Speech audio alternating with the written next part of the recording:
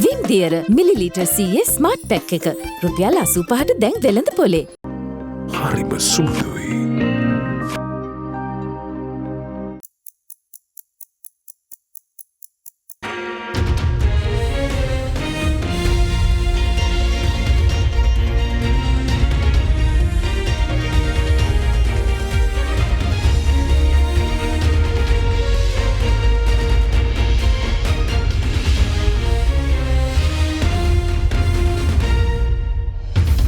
Tonight on First at 9 this Monday, the 13th of March 2023.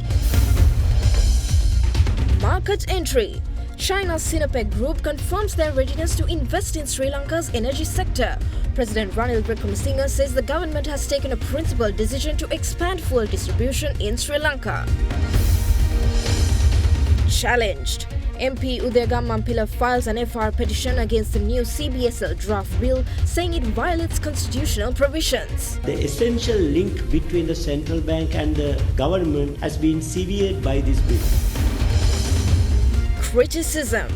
Interference made on the basis of parliamentary privileges is unacceptable, says Archbishop of Colombo, His Eminence Malcolm Cardinal Ranjit. I appeal that action be taken against such ministers and MPs to ensure that the freedom of the judiciary is always maintained at all costs. Demonstrations. Multiple trade unions hold protests and strike actions to express their objection to the government. Alliance Finance මෙතුරු රන්නයි සේවාවෙන් රන් පවුම්කට රුපියල් 1,70,000ක ඉහළ අධිකාරම. ඔබේ විශ්වාසය දිනු සෙන්සුරයින් දැන් ළඟමැති ෆාමසියෙන් ලබාගත හැක. From AdaDerana, this is AdaDerana First at 9 with Suzanne Shinali. Live from Studio 24 in Colombo. Good evening, and this is First at 9 bringing you the latest updates. Now, leading tonight is on the Sinopec Group confirming their readiness to invest in the import, storage, distribution and marketing of fuel to cater to Sri Lanka's energy requirements. They expressed this during the meeting with President Ranil Wickremesinghe this morning. Further, the President said that the government has taken a principled decision to expand the distribution of fuel. A discussion with the representatives of the Sinopec Group was held at the Presidential Secretariat this morning under the patronage of President Ranil Wickremesinghe. During the meeting, the head of state said the government has taken a principled decision to expand the distribution of fuel, which is expected to commence soon. The representatives of the Sinopec Group confirmed their readiness to invest in the import, storage, distribution and marketing of fuel to cater to Sri Lanka's energy requirements. They also informed the government that Sinopec has adhered to the existing system in Sri Lanka. Further, Sinopec representatives conveyed their readiness to fully finance the construction of a refinery in Hambantota, which has been identified as a central energy hub by the government. The representatives stated that their company is prepared to respond to future solicitations that align with the aspirations of the country. They also presented their proposal to the President, who expressed his views on the import, storage and distribution of petroleum products. Expressing his views, President Ranil Wickremesinghe further stated that Sri Lanka expects rapid development following the program with the International Monetary Fund. The head of state also expressed his desire to promote and attract foreign businesses to operate within the country in the future. Meanwhile, President Ranil Wickremesinghe congratulated Chinese President Xi Jinping on his confirmation for a third term in office. While praising China's progress under his leadership, President Wickremesinghe also expressed appreciation for Chinese support in Sri Lanka's economic challenges, especially in the IMF process. Further, the Sri Lankan head of state expressed confidence that robust cooperation between the two countries will continue to flourish during President Xi Jinping's new term. Four parties, including independent parliamentarian and member of Freedom People's Alliance Udayagammampila, has challenged the new central bank draft bill, which was presented to the parliament on the 7th of March, claiming that the bill violates constitutional provisions. Addressing a media briefing today, MP Udayagammampila said that the essential link between the Central Bank of Sri Lanka and the government has been severed via the new central bank draft bill. Addressing the Cabinet media briefing on the 20th of December last year, Cabinet spokesperson Dr. Bandula Gunawardena said the Cabinet granted approval for the new Central Bank of Sri Lanka draft bill. He also said the CBSL draft bill was originally published in the Government Gazette on the 1st of November 2019. However, it had not been included in the order book to be presented to Parliament. Further, He said the original draft bill gazetted in 2019 was developed by incorporating new amendments in order to make it possible to perform the activities of the central bank more efficiently and effectively to suit the current requirements. Later, on the 23rd of February, the new draft bill was published in the Government Gazette by the Department of Government Printing. 2 weeks later, on the 7th of March, the Central Bank of Sri Lanka draft bill was presented to the Parliament by Leader of the House and Minister of Education Dr. Susil Premajayantha for its first reading. According to Central Bank Governor Dr. Nandalal Veerasinghe, the enactment of the new Central Bank Act will allow the Monetary Authority to operate independently, which is a prior action Sri Lankan authorities will have to take to secure the IMF bailout package.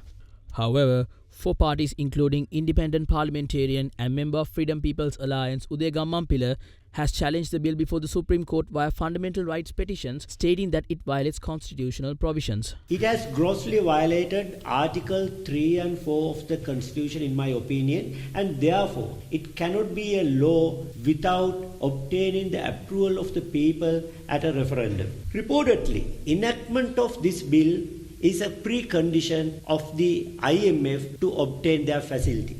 If there is a conflict between the Constitution and the IMF agreement, Constitution cannot be amended to accommodate the IMF agreement.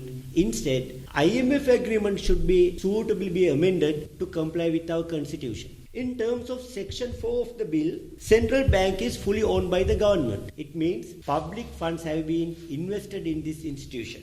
However, Section 5 says the central bank shall have financial and administrative autonomy. How can a public institute exist without the government control? We know both the executive and the legislature has to be sensitive to people's aspirations and welfare because they have to go before the people for re-election in every 5 years. On the other hand, the opposition and the media are very much watchful of activities of the government. But in the central bank's case, people have no opportunity to appoint these officers or remove them if people don't want them to be in that office. Because of that, if we lose the government grip over the central bank, it means central bank can be controlled by other forces, or firstly they may act as they wish, or in a worse scenario, central bank will be controlled by Western embassies and the IMF. Therefore, crucial public institutes like the central bank must be within the people's radar. In terms of Section 7 of the bill, central bank is the banker, financial advisor and the fiscal agent of the government. Section 6 says the central bank shall support the general policy framework of the government. These two sections reflect the interwoven and crucial roles of the central bank, who formulates the monetary policy, and the treasury, who formulates the fiscal policy. That is why Treasury Secretary becomes a member of the Monetary Board ex officio, acknowledging this crucial relationship under the prevailing law. Unfortunately, the proposed law denied that opportunity to the Treasury Secretary, giving a seat in the governing body to the Treasury Secretary, and as a result, the essential link between the central bank and the government has been severed by this bill. The Archbishop of Colombo, His Eminence Malcolm Cardinal Ranjit, criticized the recent statements made by SLPP parliamentarian Premnath C. Dolawatha and State Minister of Finance Shehan Semasinga, stating that the interim order issued by the Supreme Court preventing the withholding of funds allocated to elections from Budget 2023 violates parliamentary privileges. Addressing a media briefing today, the Cardinal further stated that the interference made on the basis of parliamentary privileges is unacceptable and called on the President and the government to act as per the court order. This request by the two parliamentarians is not in keeping with the dignity and the freedom of the Supreme Court in deciding on this matter, and so any interference on the basis of parliamentary privileges is totally unacceptable, and I wish to condemn this attitude quite firmly. The Parliament, as the law-making body, has the authority to decide on suitable laws and rules for the country. Yet the interpretation of the application of these laws is in concrete situations belongs to the judiciary. That power has not been conferred on the Parliament. The executive is bound to ensure that the laws that are passed by Parliament are carefully implemented and that the well-being of the people is always ensured. The executive does not have the authority to violate concepts, international human rights stipulations, and the basic human rights chapter inserted into the national constitution. In October 2018, the then president removed at his own discretion the government of the time where the then prime minister was the present president of Sri Lanka without any legal basis. And so the same Mr. Ranil Wickremesinghe went before the Supreme Court appealing against that decision. And by order given on 13 December 2018, after hearing a case number SCFR 351218, the court ruled the decision of the then president illegal, and he had to eat humble pie and reappoint the same government of Mr. Wickremesinghe. What is surprising is that the same Mr. Ranil Wickremesinghe who sought refuge in the Supreme Court that time is now allowing parliamentarians to belittle and criticize the decision of the Supreme Court in this case. We see a deep contradiction in his behavior. Hence, since no one has the authority to interfere in the decision of the Supreme Court, it is clear that the judgment given on 3rd March 2023 by the Supreme Court binds on the President, the government and the Parliament in equal measure, as also on all officials. And so they need to follow that decision faithfully. Else, they would be belittling the authority of the Supreme Court and undermining the very basis of democracy in our country. I appeal that action be taken against such ministers and MPs to ensure that the freedom of the judiciary is always maintained at all costs without interference from petty politics and concerns. The General Secretary of Sri Lanka, Podujana Peramana Sagara Karyavasam, says that the JVP has no right to demand the holding of local government elections, given the party's responsibility in postponing elections in 2017. He made these remarks while speaking at a media briefing held at the SLPP headquarters today. The ruling party did not have the two-third majority to cancel the 2017 provincial council election because they lacked 4 votes. At that time, the ruling party requested Janatha Vimukthi Peramuna to extend their support to them in that regard. As far as I remember, the act of cancelling an election took place for the first time in history with the support of the JVP MPs. I think they have no right to demand the holding of elections. The only party that stood for elections was the SLPP. There are no accusations against our party leaders for postponing the elections. The only accusation for our party leaders is holding the elections before the scheduled date. Under such circumstances, we can't understand how the JVP is publicizing such hypocritical statements. Opposition leader Sajith Premadasa says that the president and the government are trying to influence the judiciary and the election commission under the guise of parliamentary privileges. Speaking at an election campaign rally in Katawana, opposition leader Sajith Premadasa called on the members of the public to take to the streets in order to oust the dictatorial government. An election campaign rally of the Samagi Jana Balawegaya was held in Katawana yesterday under the patronage of its party leader, Sajith Premadasa. Funds allocated for the local government election cannot be spent on anything else. The judiciary has issued an interim order stating that funds need to be allocated only for the election. What is the president doing now along with the government? While stating that parliamentary privileges have been violated, they have fallen to the extent where the government and the president are now planning to influence the election commission and the judiciary by summoning the Supreme Court judges and the officials of the election commission to the Committee on Privileges. Part of those plans are already being executed. I request all of you to get ready to take to the streets to defeat this dictatorial government.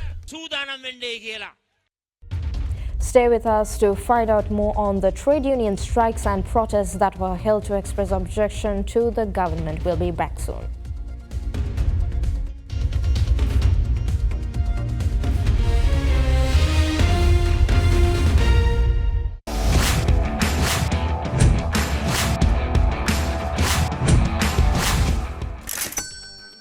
ගොඩමඩ පෙරලි කරන බලපුළුවන් කාරයා මහින්ද්‍රා යුවෝ ටීමෝ වෙතින්.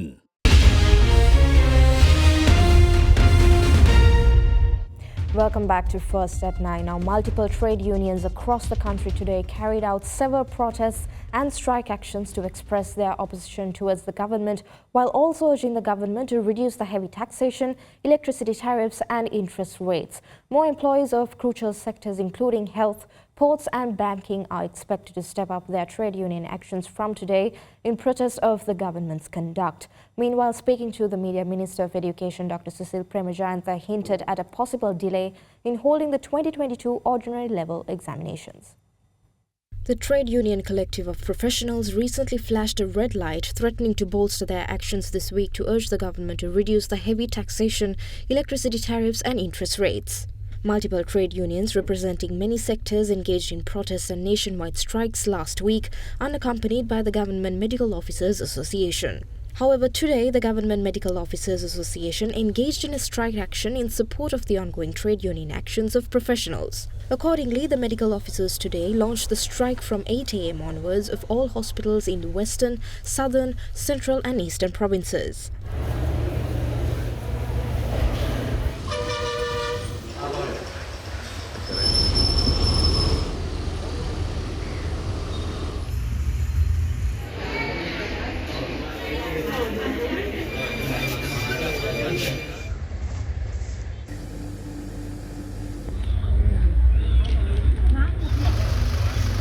However, the strike action was not carried out in the children's hospitals, maternity hospitals, cancer hospitals and kidney treatment units. Meanwhile, the Government Medical Officers Association further claimed that they are planning on carrying out the strike in government hospitals in the northwest, north central, north, Uva and Sabaragamu provinces tomorrow if their demands are not met within the day.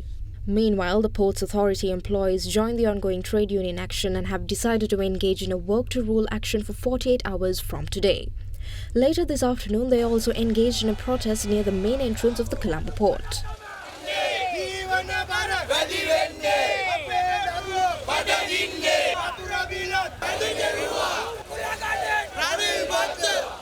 In this backdrop, members of the Ceylon Bank Employees Union reported to work clad in black to express their opposition to the conduct of the incumbent government.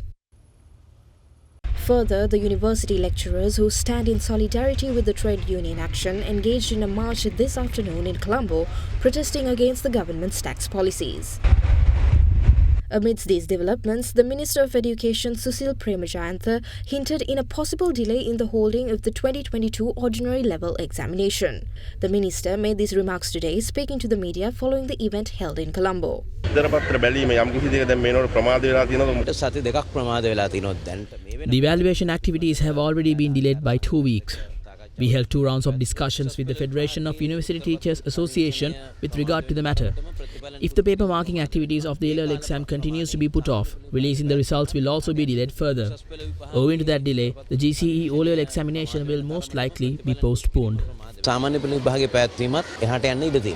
Moreover, the Ceylon Nurses Union, Joint Trade Union Alliance of the National Water Supply and Drainage Board, the All Central Ports Employees Union, Ceylon Bank Employees Union, Government and Semi-Government Trade Union Collective and the Trade Union Collective of Teachers and Principals are also expected to kick off protests and strikes this week.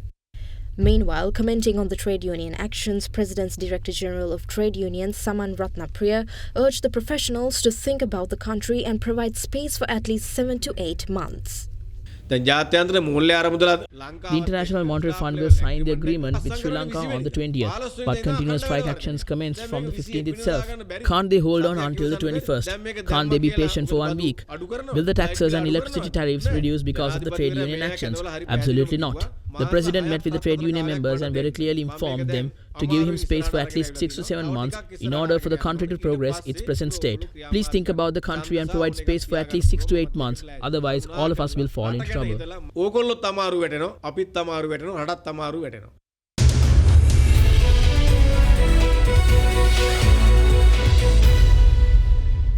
Sri Lankan shares closed lower for a second straight session today, weighing by consumer staples and industrial stocks. The all-share index fell 1.21% to end at 9,491.04. Conglomerate Sri Lanka Holdings plc and Sri Lanka Telecom plc were the biggest drags to the index, down 2% and 3.1% respectively. The trade volume for the ASPI rose to 238.8 million shares from 66.7 million in the previous session. The market turnover rose to 2.09 billion Sri Lankan rupees or $6.39 million from 1.78 billion rupees in the previous session. Utilities sector was the top contributor to the market turnover, while food, beverage and tobacco sector was the second highest. Foreign investors were net buyers in the equity market, purchasing stocks worth 848.6 million rupees, while domestic investors were net sellers, offloading 1.27 billion rupees worth of shares. Now let's take a look at how the Sri Lankan rupee traded against the other major currencies in the world.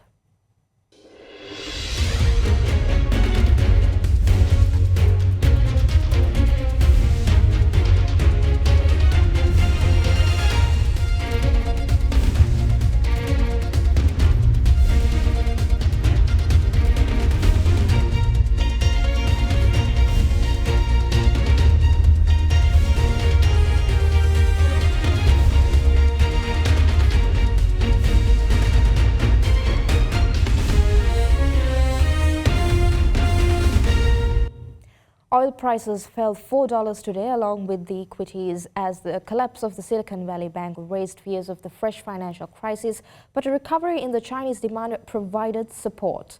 Brent crude futures were down 4.8% to $78 actually, US dollars to 82 cents per barrel. West Texas intimidate US crude futures will fall by 5% to $72.82 a barrel. Brent hit its lowest level since early January, while WTI touched prices not seen since early December. Fears of contagion from the failure of Silicon Valley Bank led to a sell-off in U.S. assets at the end of last week, while state regulators closed New York-based Signature Bank on Sunday.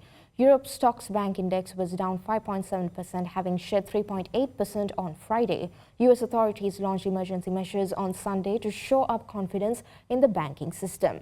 Market sentiment was already fragile as worries about further monetary tightening by the Fed have been exacerbated by high crude oil inventories in the United States. And that wraps up tonight's broadcast on First at 9. Anuradha Wickramasinghe will join you next with World News Tonight. Stay safe and have a good night.